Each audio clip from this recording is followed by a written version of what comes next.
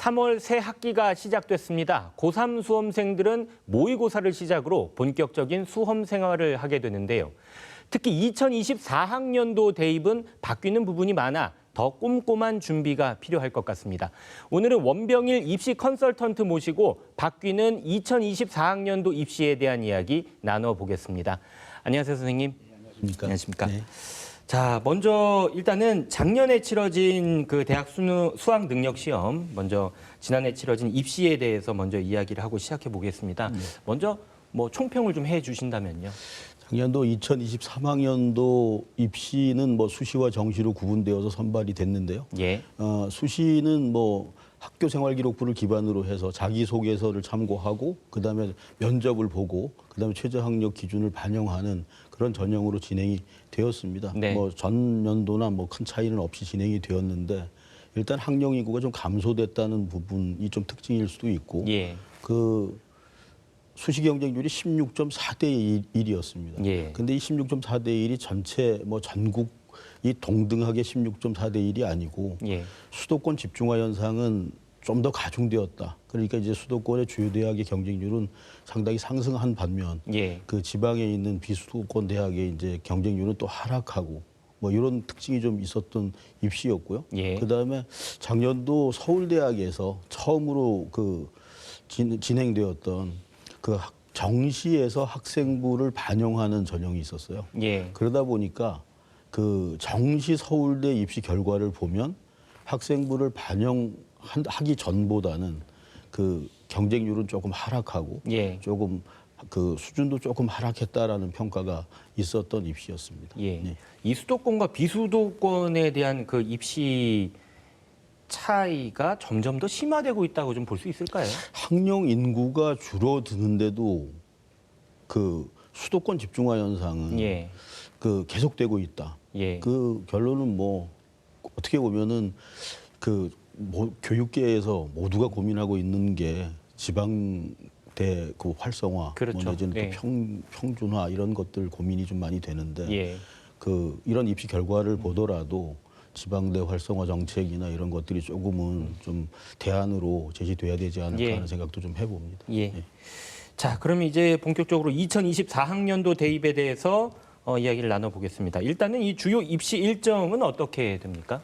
일단은 수시는 이제 우리 학생들이 8월 31일까지 학교 생활 기록부의 기록이 완료가 됩니다. 예. 그렇게 되면은 9월 둘째 주인 9월 11일부터 예. 15일까지 이제 학교에서 3일을 선택을 합니다. 예. 3일을 선택해서 원서 접수를 진행을 하고요.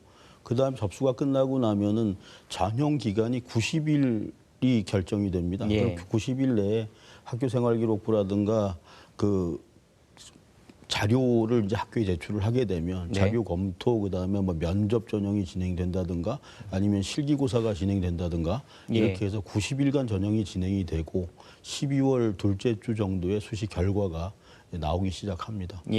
예. 그 또 우리 학생들이 이제 뭐 모두가 준비하는 거죠. 정시를 대비한 또 예. 뭐 수시의 최저 학력을 대비한 수능. 그죠? 수능은 올해 2023년 11월 16일 목요일 8시 40분을 시작으로 예, 그 수능 일정이 예. 잡혀 있습니다. 예. 네.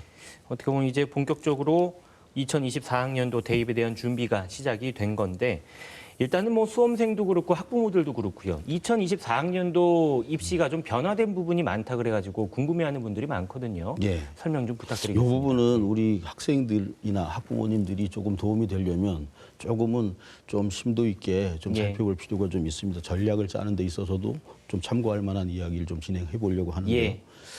2005년생이 이제 그 지원하는 2024학년도입니다. 네. 근데 이 학령 인구가 최저치를 찍습니다.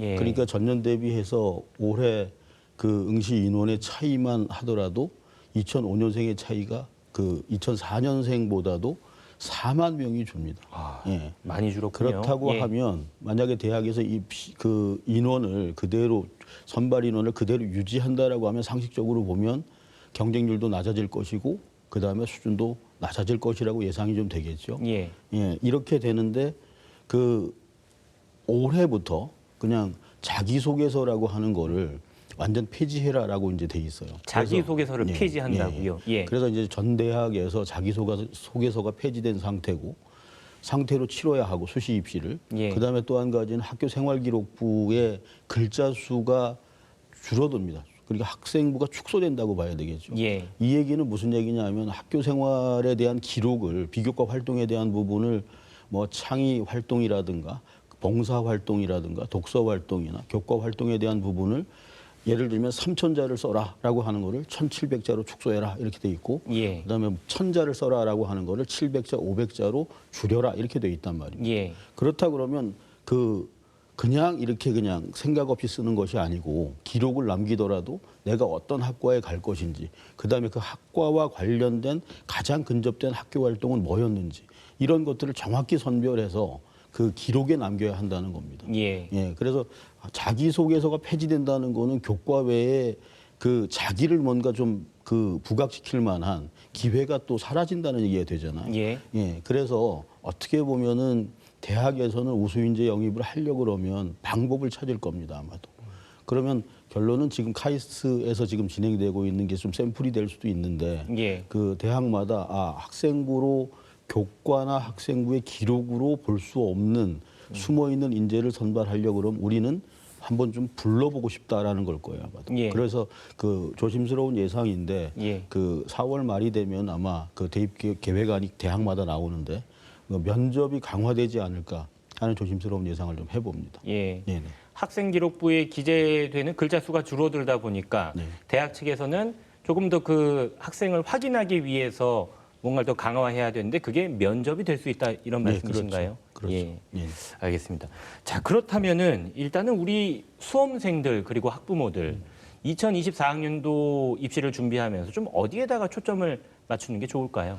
일단 정시는 수능을 중심으로 한 전형이잖아요. 예. 근데 여기에 그 전년도에 서울대학에서 그 시행했던 정시 전형에도 학생부를 정성평가한 내용을 플러스해서 수능을 함께 반영하는 전형으로 예. 그 어떻게 보면 시범 좀 그 진행이 됐던 부분이 있어요. 근데 이 부분을 그럼 우리도 하겠다라고 하는 학교가 고려대학입니다.